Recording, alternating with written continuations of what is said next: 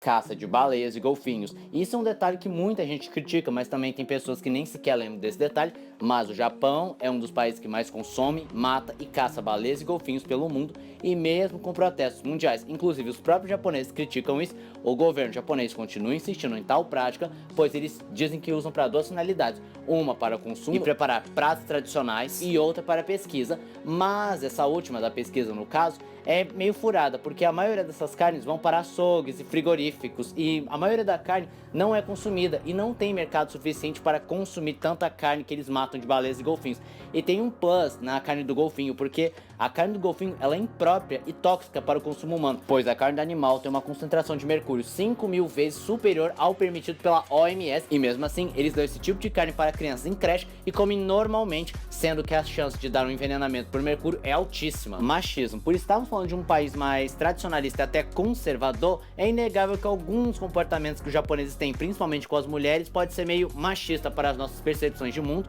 como por exemplo, mulheres ganhando menos que os homens mesmo exercendo a mesma função, casos de abuso, violência doméstica e assédio são até bem altos. Falando em assédio, um dos meus amigos mencionou na aula de Wi-Fi em sinalização que os japoneses eles usam plaquinhas para assediar as meninas. Além disso, é proibido no Japão vender celulares que não tenham flash e não façam aquele barulhinho, porque é muito comum um menino tirar foto ou gravar as meninas sem o consentimento delas, tanto que o governo teve que criar uma lei para coibir isso. Além disso, os japoneses ainda estimulam que as mulheres largam suas carreiras quando se casam e principalmente quando têm filhos e se tornem donas de casa e se dediquem única e exclusivamente a seus filhos e família, tanto que existem escolas, principalmente as que não são de rico nem de elite, que são meio período e qualquer gripezinha a escola manda de volta a criança, porque pressupõe que a mãe vai estar disponível para buscar a criança. É claro que de uns anos para cá as coisas estão melhorando com políticas públicas, projetos de leis e os próprios japoneses, principalmente os mais jovens, indo contra algumas práticas, mas ainda assim é algo notório. Execução de animais. Você nunca se perguntou por que o Japão é um dos países com a menor taxa de abandono de animais e a menor população de animais de rua?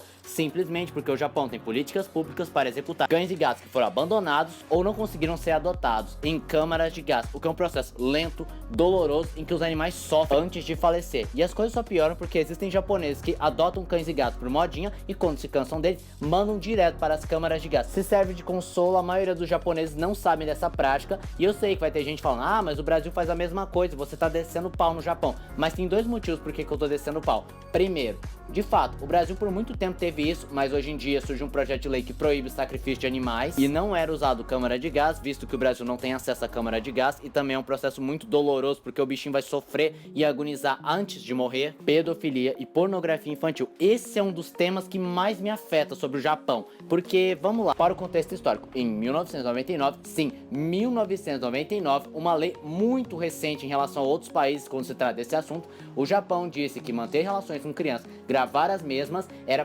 proibido por lei, mas ela não falava nada em manter tais materiais ou ter crianças 2D. Só para 2014 saiu uma lei dizendo que você não poderia ter material pornográfico dessa natureza, só que essa lei só foi aplicada 2 anos depois, ou seja, só a partir de 2016 essa lei entrou em vigor, mas ainda assim ela não falava nada de crianças 2D, só que os japoneses fizeram que nem o brasileiro faz com a lei, deram um jeito de burlar, como por exemplo a moda Junior Idol, em que colocava a criança em posições sugestivas só que usando roupas de banho e não quebrava a lei porque na teoria elas estão vestidas, o Lolicon e o Shotacon como eu mencionei anteriormente, e aquela velha desculpinha de sempre, ah, é uma personagem 2D, é só você não tocar numa criança de verdade que não tem problema, ela parece ter 5 anos mas na verdade tem 1000 anos, ah não, é pra aliviar desejos proibidos, aham, sei. E é meio óbvio que também acontece no submundo, com estabelecimentos que dizem que são uma coisa, mas todo mundo sabe o que é, mas pra não se ferrar, principalmente com a Yakuza, não vou dizer nada. E também é perceptível que eles são bem permissivos com tal crime, como por exemplo, o autor de Samurai X, que foi preso por possuir tal material e ele chegou a ser preso, só que ele pagou a fiança e não teve a carreira arruinada,